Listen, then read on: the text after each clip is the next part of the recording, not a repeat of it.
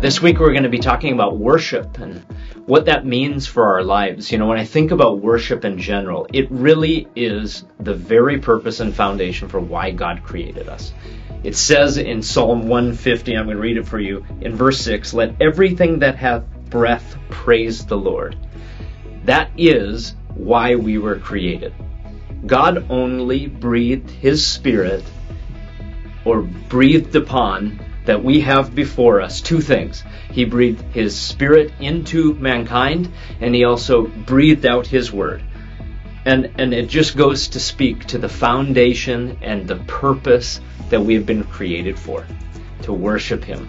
But when I think about worship, I think it's interesting that we tend to kind of compartmentalize worship as if it's just something we do on a Sunday morning, or if it's just something we do when we sing, when really it's every bit of who we are and our being and our purpose. Why is it that we struggle so much with understanding worship?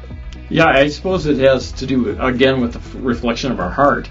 What is it that we look to? What is it that we proclaim? And we want to proclaim ourselves too much of the time, as opposed to really highlighting God and His glory. Because anything we do, and we do it for Him, then that reflects God's glory if we're able to proclaim that in our words and our actions. When I think about this, the thing that stands out in my mind is God could create anything He wanted. He doesn't need anything that we have to give Him. The only thing that we can give Him that He does not have is our worship, our heart, our love for Him. And that is an opportunity to give Him something really unique and special. I'm thrilled with the opportunity to perceive or look at worship in that way, as just a response from the heart. That's a great place to start this study, looking at worship from a greater aspect.